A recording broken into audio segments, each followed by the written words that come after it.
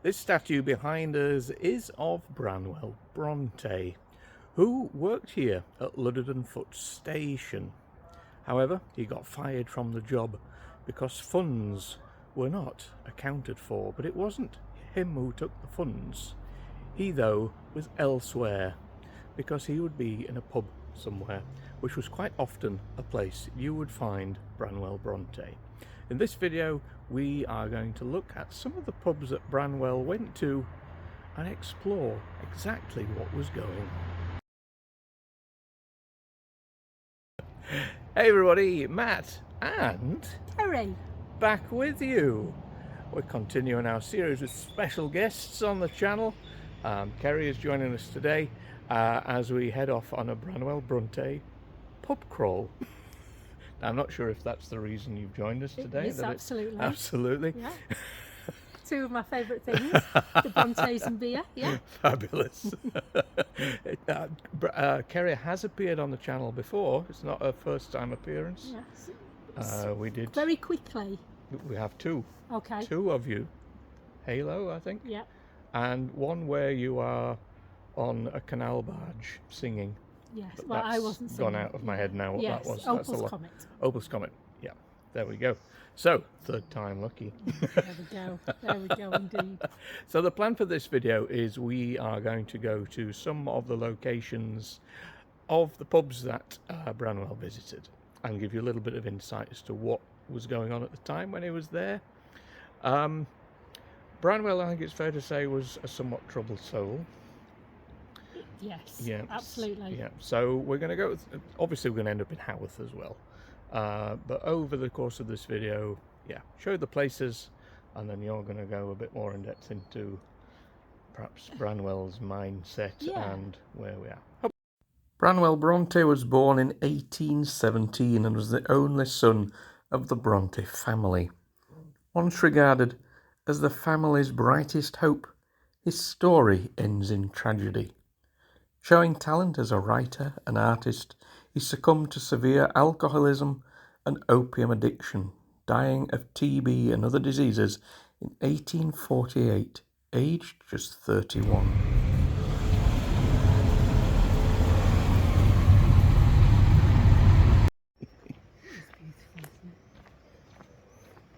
Okay, so we are now in Ludden Village. This particular location we have seen on the channel before. It was the filming location for the TV series In Loving Memory, and not a lot has changed here. It's just one of those places that time doesn't move on. We are right next to the Lord Nelson, and when Branwell was working at the train station as the station master at Ludden Foot and Sowerby Bridge, I think, he would come here. This is a 17th century pub, and yeah, it's first stop. Let's see what's inside, and then we'll get some more from you. Okay. That's what you're watching it for. You're watching for Keri. You don't watch for me. Cheers. There may be some alcohol in the bowl. But here we are, first pub, and yeah, where are we going to start with Branwell? I've spent a lot of time looking at the Brontes, but when I knew that we were going to do this, what I wanted to consider was all the main characters or the main themes around Branwell that would impact his personality and potentially give us an insight, and it's a storytelling insight, it's not evidence-based, but give an insight into how he may have felt and how that then maybe led to his actions. Okay. And the first dominant sort of character in Branwell's life is his father. Yeah. And Patrick Bronte, or Bronte as he was originally, Reverend, born on St Patrick's Day. Oh wow, okay. Hence why he was called Patrick. It wasn't a coincidence. Grew up the eldest of 9 children on a small holding in Ireland. Okay. So there's no education. there is the expectation that he will become a weaver, or he will take over the small holding. Beyond that, there is no expectation for Patrick Bronte. Right. What Patrick Bronte does is he loves to read. Right. And his love of reading is noticed by the local vicar. He is actually reading Paradise Lost by Milton. And the vicar stops. He's so impressed that this young teenage boy, and he engages him in conversation, and through that process invites him to become schooled at the local school. Now, I think there's also a point, because we find that Patrick Bronte is really forward thinking. I think his family as smallholders is quite forward thinking to allow their eldest son to go to school. I think that in itself is quite forward thinking as well. So off Patrick Bronte goes to school. He is so good a pupil, he becomes a teacher. He is so good at teaching, he becomes the headmaster. Wow. And he's still in his teenage years. Good heavens. Now it's not the vicar, it's the, I think it's the, not the curate, maybe the minister, not the vicar, but the next person ahead of the person that arranges the schooling is so impressed with him that he wants him to join the ministry. So Patrick obviously has strong religious feelings and able to communicate that as well. And in order to become a minister, he had to go to university, and the two universities in England were Oxford and Cambridge. Even then? Yes. Okay. And so they arrange a scholarship for Patrick Bronte to go to Cambridge to study to be a minister. I am assuming that he was a great orator. I am assuming that he was charismatic, that he was articulate, that he was forward thinking. And to transfer from a small holding in Ireland to a university in London, at that point that's where he drops his Irish spelling of the name, and it's actually the Irish spelling of the name is crossed out. So how would you have spelled the Irish? I think it was something like Bronte. Okay. It's spelled differently because they did, didn't they? But it was something like Bronte, and it's crossed out and it's changed to Bronte, and they think that at the time he was very much in admiration of Horatio Nelson, who was the Duke of Bronte. Oh. Well. So there's the possibility that that's why it's quite close to his name, and the possibility of why he chose that. Yeah. So I just want to consider being a young man with such a charismatic, powerful and successful father. There is a pillar in his life there that is very successful. And okay, yeah.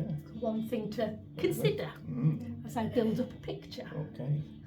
We'll continue in the next pub for the next picture.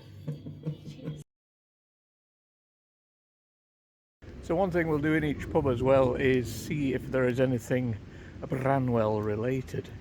Not a lot. Nothing. Not a lot really. Nothing. There was a picture on the wall behind you, like Bronte country, which is interesting that that's there, because we're not in Bronte country. Yeah, that's true. But yeah, nothing specifically for Branwell. But yeah, on to the next one.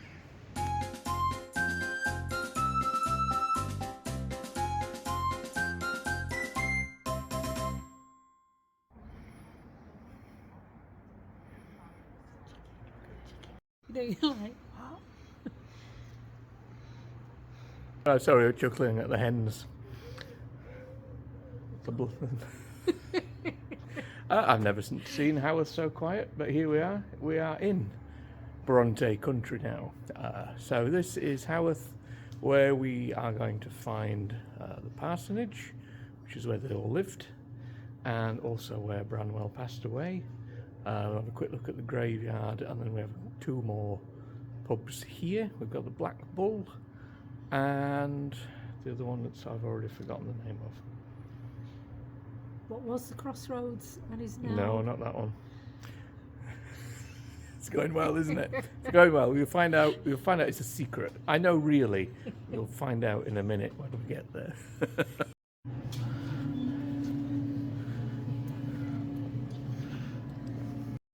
Soon. Yeah.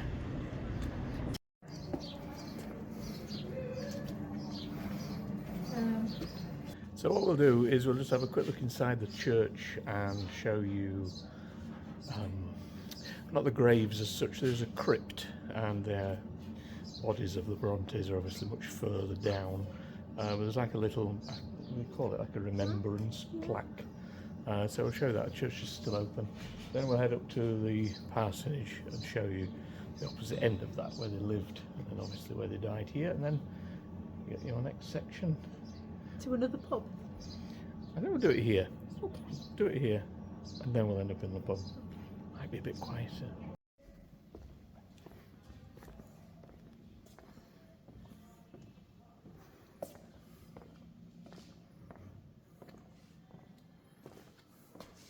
It's there, isn't it? In there. Bronte Memorial Chapel.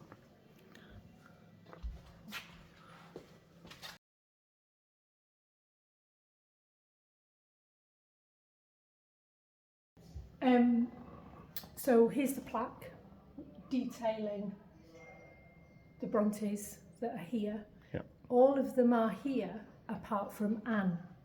And Anne went to Scarborough to take in the sea air in the hope that it would help her tuberculosis.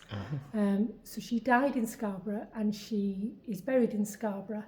And the thought is that Charlotte didn't arrange for Anne to come back, as it was felt that perhaps, having buried all but one of his children and his wife, that might have been a little bit too much for Patrick to bear. Wow. Gosh. So Charlotte was the last one and still only made it to 39. Yeah. Good heavens. But Patrick outlived them all till he was 85. That must have been, yeah, you can only imagine.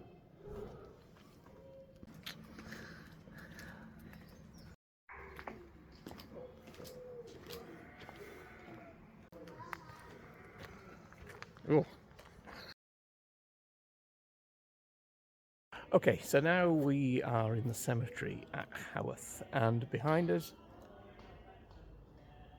it's turned into Happy Clappy. It's gone Happy Clappy. Okay. So now we're in the cemetery at Haworth. Can't do it. Okay, so now we are in the cemetery at Haworth, and behind us is the Bronte Parsonage, where Patrick Bronte moved to with his children, and it was literally not long after they moved here that tragedy started to happen in rapid succession to the family. There was an issue going on in Haworth at the time with sanitation. They used to have to use water from wells at the bottom of the village, but that water came off the hills here and came through the graveyard, and it was essentially mixing with the bodies that were buried here, and by the time it reached the well, and that's where they were drinking from, that well was full of disease, and the death rate here escalated, and at one point I think it had the highest mortality rate in the country. You know, children were not surviving. Adults, if you reached 30, you were very lucky. So the Brontes were literally here, slap bang in the middle of all that happening. They were surrounded by death. But where are we going next with our story?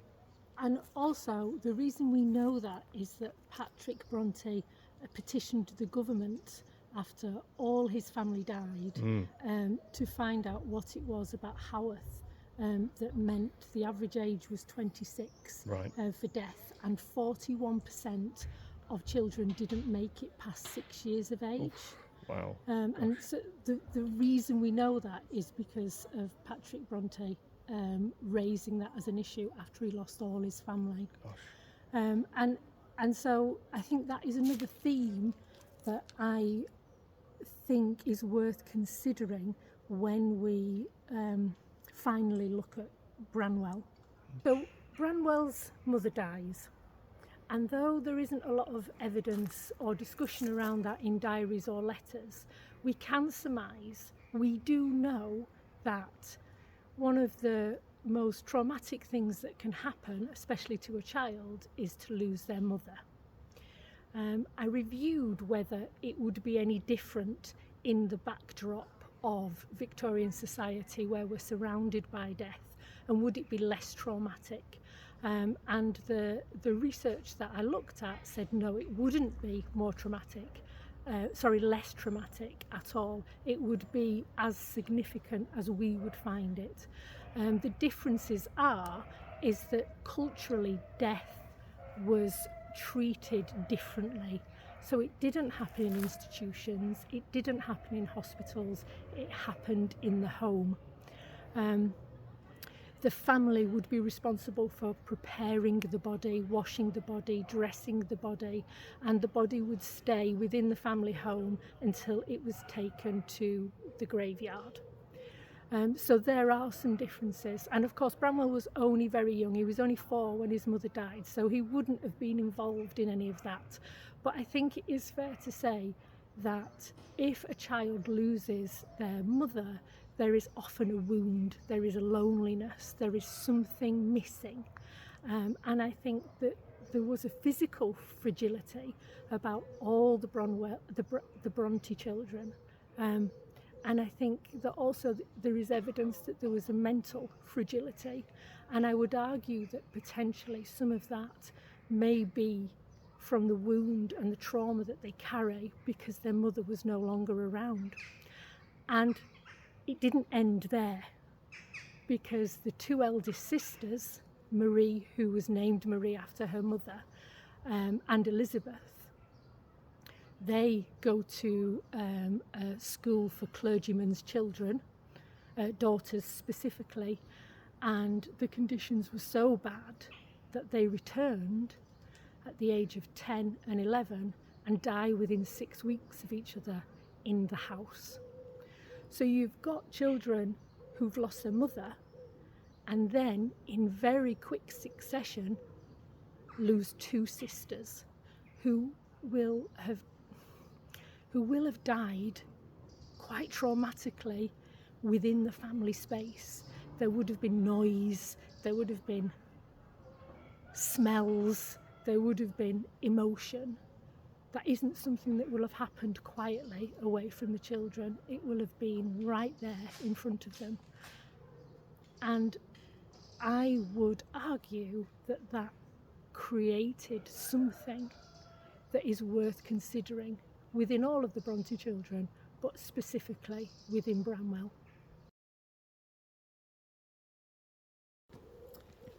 So this stone marks a gate that was from the parsonage to the graveyard, and they were able to bring out Charlotte's coffin through this gate. Wow. And I suppose the reason why that's worth considering is her coffin was 16 inches wide. It was a child's coffin. They hadn't had a chance to prepare a coffin for Charlotte. She died so quickly, but the funeral parlour attendant had a child's coffin, and she was placed in that and brought through this gate. And all of the children died from tuberculosis, but as a secondary condition was malnutrition.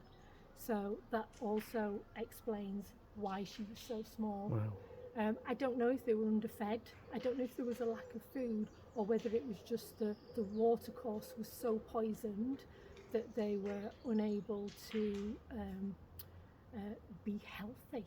Mm.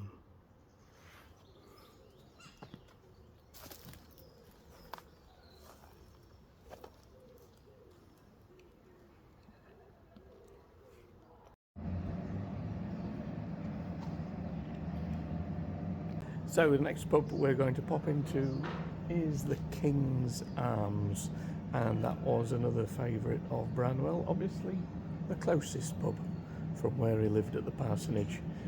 He was friends with the landlord there, Enoch was his first name. I'll put it on at the bottom what his name was.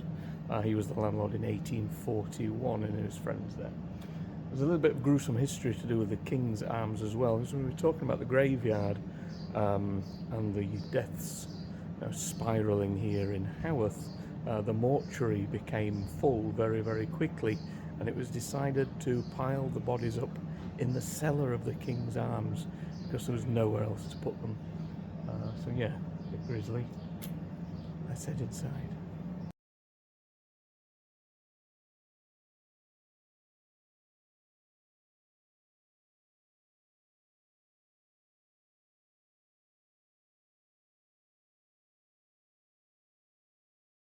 So there's one more element to Brandon. Brandon? Mm-hmm. Here he is, Brandon. There's one more element to Branwell's life, and that I want to talk about, and then I promise I will talk about Branwell. Okay. So we have his incredibly successful and charismatic father. We have a child who's lost his mother, and then his elder sisters, and the pain that will have caused. And he's left with 3 sisters who are very unusual for their time. Patrick isolated all his children from some of the normal social areas in Haworth, and gave them an exceptional education for the time. Girls not only were not expected to read, but if they could, they wouldn't have been given access to books. Perhaps religious books, but not any book that they wanted, and Patrick Bronte didn't believe in that. So now we have Branwell with his incredibly successful father, with his emotional fragility, and 3 exceptionally successful, articulate, educated women that he's grown up with. And these women, and I'm going to read this out, believed that he was the genius destined for fame and success, and he was the adored centerpiece of the family. And the reason I think that that's worth considering is what the weight of that expectation would feel like, being surrounded by so many incredibly successful, educated people. We do know that he had moments of grandiosity. We do know that he believed the stories that were told about him and who he was going to be. And in addition to that, there will have been some social and cultural pressures around Branwell making enough finances to look after his sisters in the event that they didn't marry.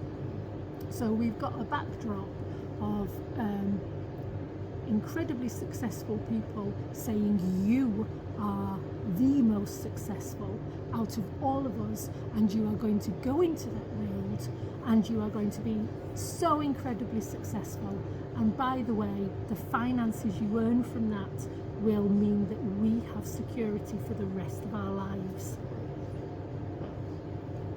Didn't turn out that way. No, it didn't turn out that way.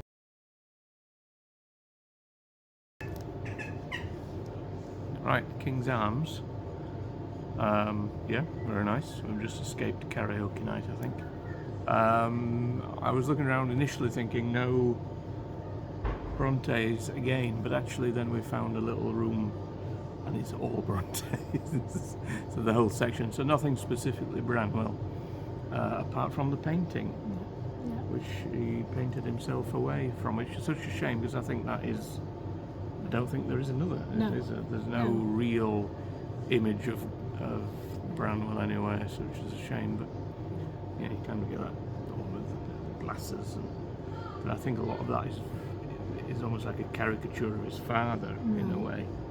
If you look at younger pictures of his father, you see Branwell. So yeah, shame though. But yeah, that's probably the most famous Bronte picture of all, I think. The only picture. And the only one, yes. The only picture of the siblings and himself. So next stop is the Black. Oh. What? I'll call it Bull. Oh, the Black Bull, yes it is.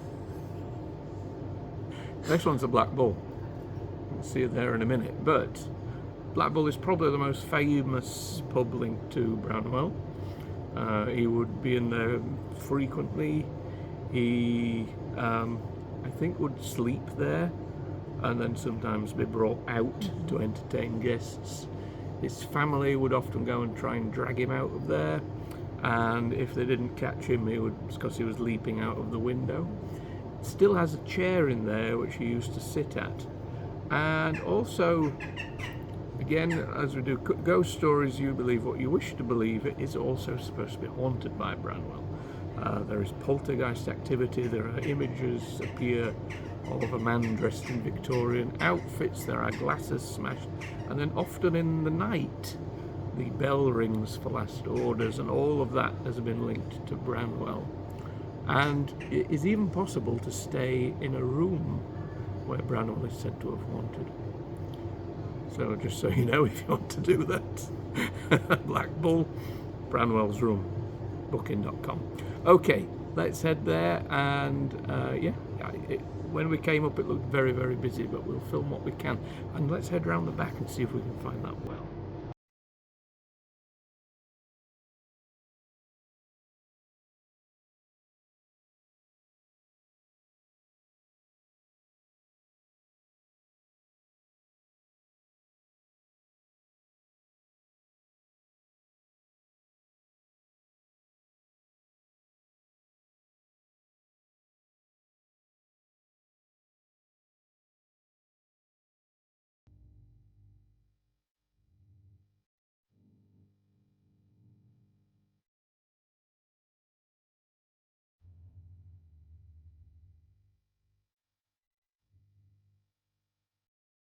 Okay, so at last I am going to talk about Branwell, the adored centrepiece of the Bronte family.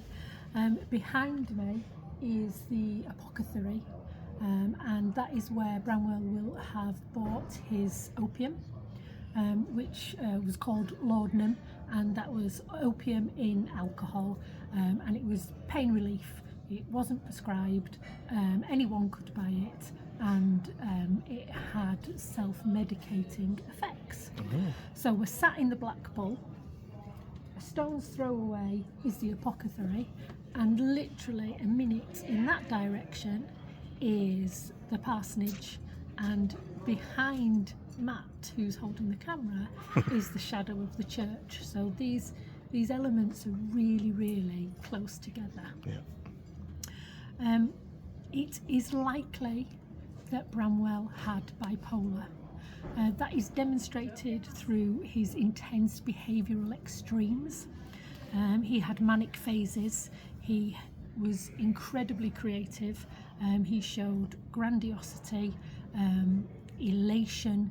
He was charismatic, but then that was also tempered with manic phases, depressed phases, self-loathing, deep depression, and angry outbursts.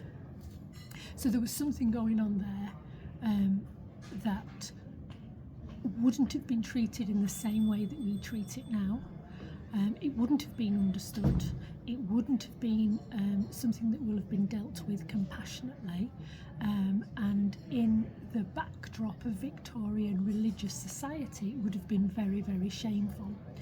So he's surrounded by very successful people in his family. He's struggling emotionally himself with the weight of the pressure and also his mental fragility, and he begins to self-medicate, and it shows that he is socially drinking from the age of 13, and I would argue that he was very successful in the pub. I think he was charismatic. I think he was a great storyteller.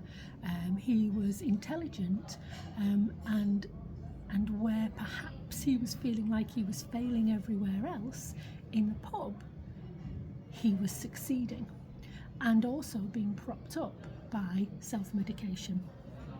So he has a series of failed attempts to move away from Haworth.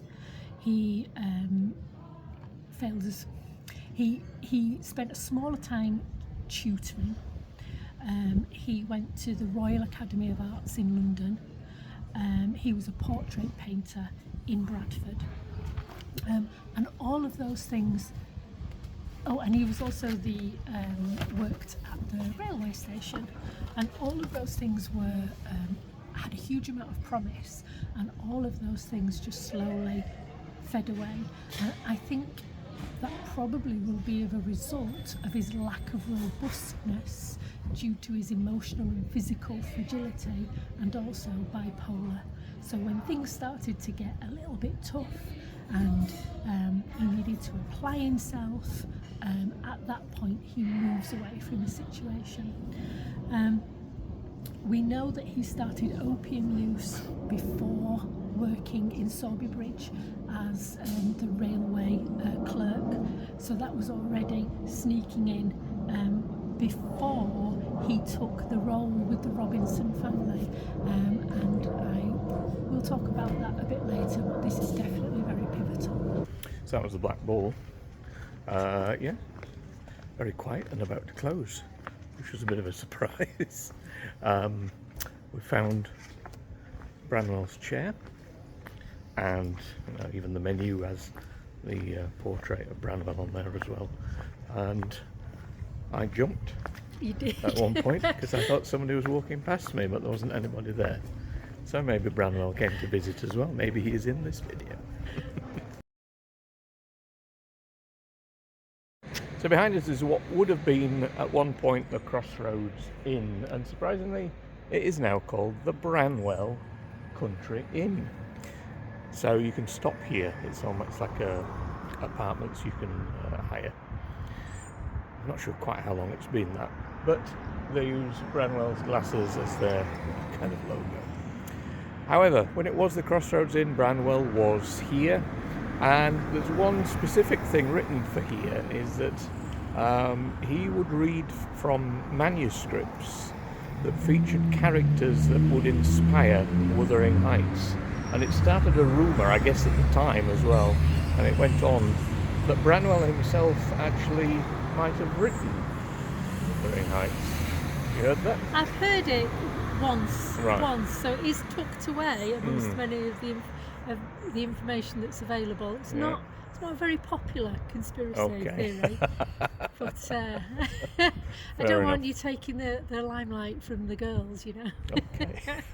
So Branwell's about to get into more trouble? More trouble. Final trouble. The final trouble. Okay. So he is socially using opium and alcohol, self-medication. He is demonstrating traits of serious mental illness. He has low-level failed at everything he has supposedly taken up to become a success. And I say low level because to him, I don't think it will have felt low level. There was such a weight of expectation on him.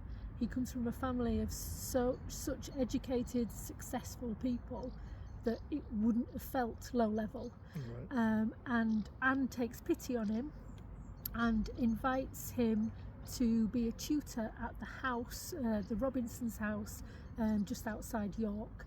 And they accept him, and he tutors their son whilst Anne tutors their daughters. Right.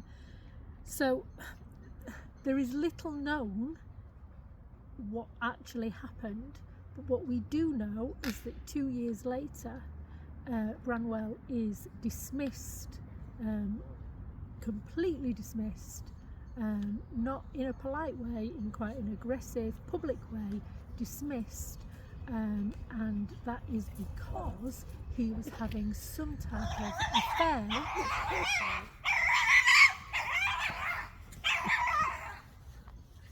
That is because he was having an affair with Mrs. Robinson, Lydia Robinson. And when I think about that, I think about a woman who is older than Branwell. There's no record of him having a love affair before then. Right. So we've got a woman who's older than Branwell, and I'm thinking about the loss of his mother, the loss of his older sisters. She is a woman that is married, but let's put that aside. She's also very rich. So he may have failed so far, but perhaps this is his opportunity to have good social standing and the finances to provide security for his sisters. And I also think, and I think it's clear from the evidence that what happens after is that he really fell in love hard. It was intense. That could be because of all the things that happened to him as he was growing up. It also could be because he had bipolar, and the intensity of feelings are a lot stronger. So we know that he was dismissed. That will have brought a lot of shame. His family were aware of why he was dismissed, and at this point, this is when Branwell moves from social drinking and taking of opium to addiction, to cycles of addiction, self-medication, debt collecting. His sisters say in letters what a destructive force he is in the house over the next 2 years. His father sleeps in his bedroom to protect the family from him during the night.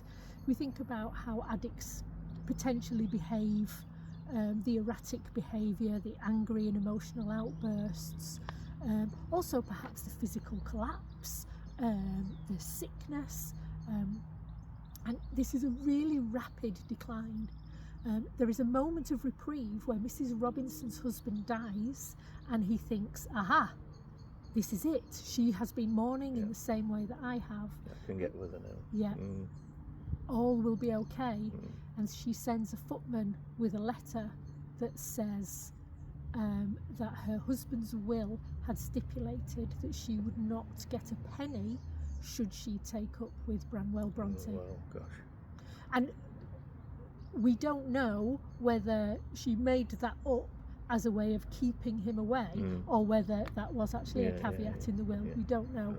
And so at that point, everything collapses.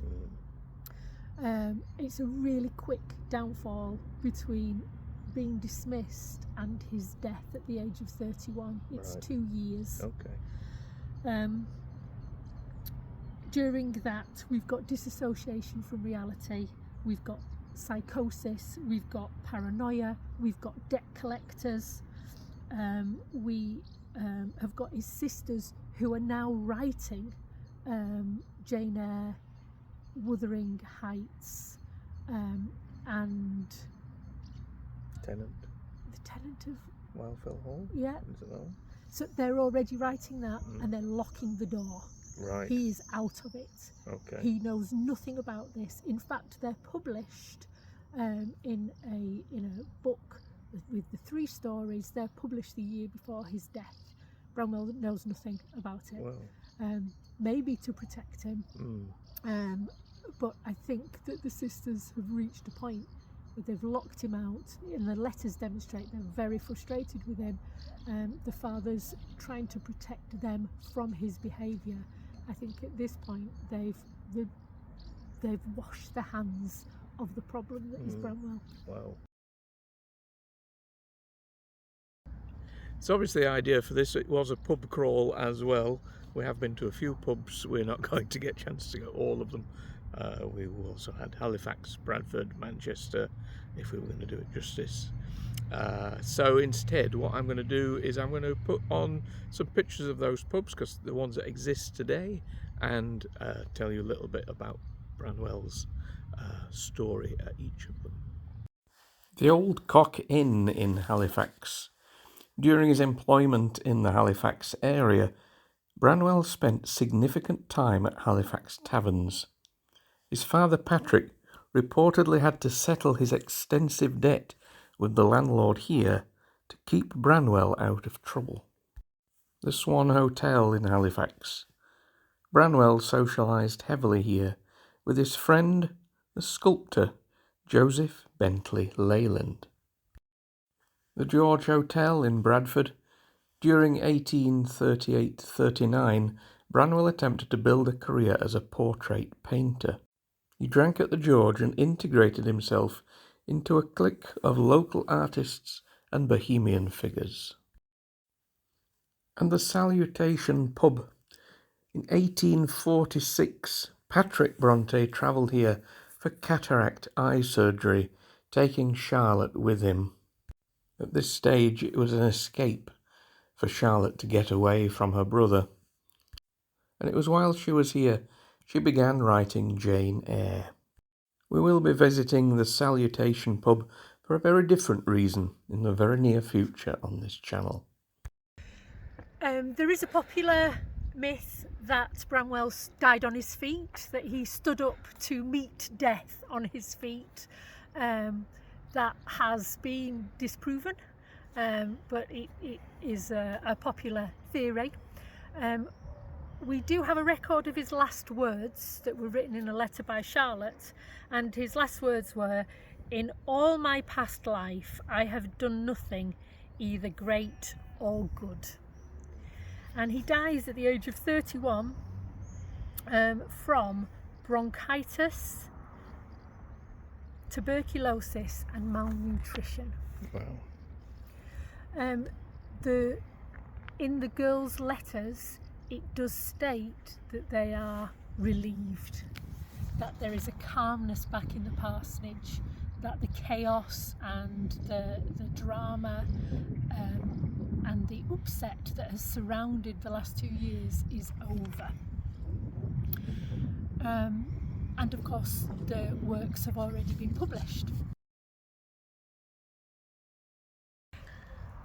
I have an in conclusion, and we can see that Branwell's life has been a series of failures for various reasons. But what I would argue is, without Branwell failing to meet all the expectations of his family, that his sisters wouldn't have written the books that they wrote, and they certainly wouldn't have published them. There wouldn't have been a need. They were expecting Branwell to achieve all that fame and success and financial stability, and a year before his death there's a point where they go, this isn't going to happen, and we have all these expectations, let's drive them through ourselves.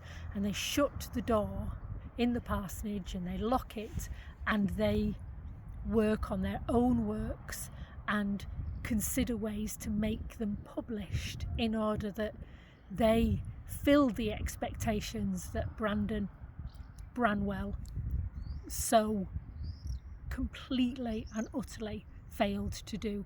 And so for that, we can say in his failings was the success of his sisters, perhaps.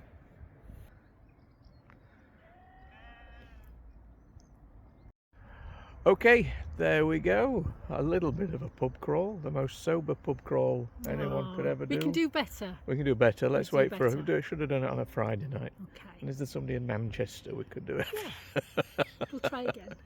That's where I'm usually found if I go to Manchester, on a back street at 3 a.m. in my golf shorts, but there we go. It happens occasionally. But thank you so much for all your info on Branwell. You've definitely definitely got a lot of information there. Is this somebody you've studied for quite a long time then? Or- I have been interested in the Brontes since trying to engage my children Okay. in it since COVID, Right. and so I've dipped in and out of it since then. Right, very good. Well, thank you. Thanks for watching, everybody. Hope you've enjoyed Keri's visit to the channel, and leave any comments as normal below. Like, share and subscribe, all the usual good stuff, and we will see you very soon for the next video. Keri and me